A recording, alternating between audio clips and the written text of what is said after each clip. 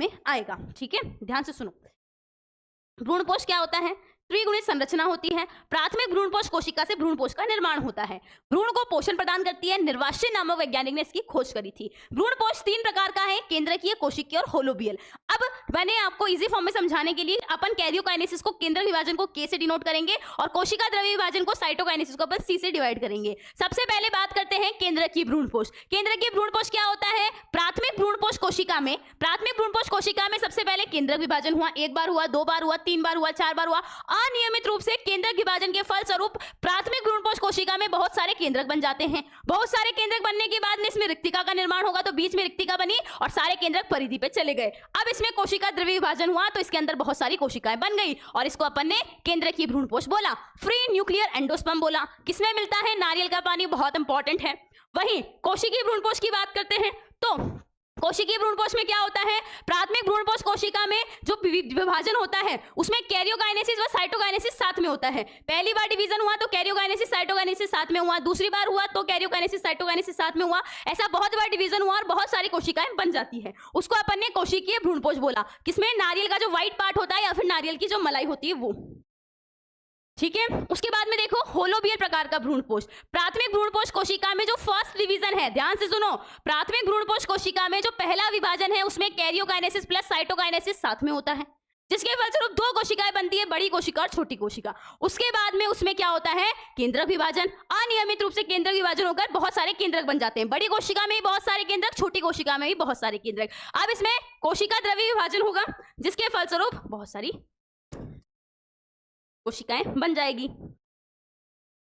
तो ये आपका भ्रूणपोष था। आ जाओ, अब थ्योरी तो वैसे मैंने लिखा दी है बट फिर भी ठीक है, परेशान मत हो, सब कुछ मैं आप लोगों के लिए लिख के लाती हूँ देना।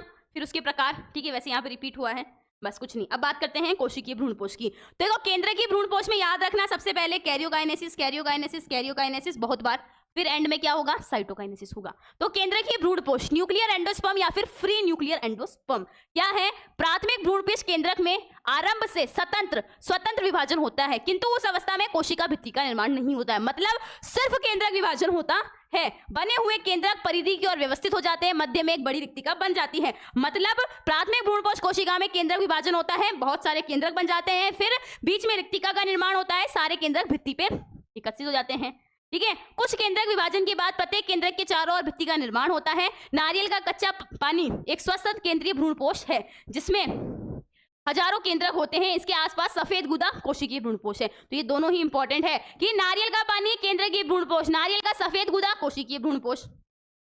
ठीक है, फिर देखो कोशिकीय भ्रूणपोष में इतना ही लिखा है। इस प्रकार के परिवर्तन में प्राथमिक भ्रूणपोष केंद्रक में प्रथम तथा उसके पश्चात होने वाला सभी विभाजन साथ साथ भित्ति का निर्माण होता है। मतलब इसमें हर बार कैरियोकाइनेसिस प्लस साइटोकाइनेसिस साथ में होगा। ठीक है, देख लो यहाँ पर कैरियोकाइनेसिस, साइटोकाइनेसिस, कैरियोकाइनेसिस, साइटोकाइनेसिस, जितने केंद्रक उतनी कोशिका बनती जा रही है। वहीं होलोबियल में क्या होता है? प्राथमिक भ्रूणपोष केंद्रक में प्रथम विभाजन के बाद भित्ति का निर्माण होता है। पहला डिवीजन हुआ उसमें कैरियोकाइनेसिस प्लस साइटोकाइनेसिस साथ से होता है, जिससे एक बड़ी और एक छोटी कोशिका बनती है। निभागीय छोर वाली छोटी कोशिका केंद्रक विमुक्त विभाजन करती है परंतु कोशिका भित्ति का निर्माण नहीं होता है। अतः अंडद्वार वाली बड़ी कोशिका में केंद्रक विभाजन और भित्ति का निर्माण साथ साथ होता है। और ये डायग्राम बनाना है बस। ठीक है, लिख देती हूं। बड़ी कोशिका,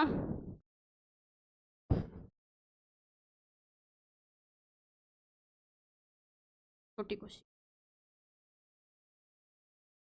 बैक पेन, ये आपका भ्रूणपोष था। बताओ इसमें कोई भी दिक्कत? कार्य क्या है? भ्रूण को पोषण प्रदान करना। तो इसका प्रमुख कार्य, इसका मुख्य कार्य भ्रूण के प्रारंभिक विकास के लिए भोजन उपलब्ध कराना है।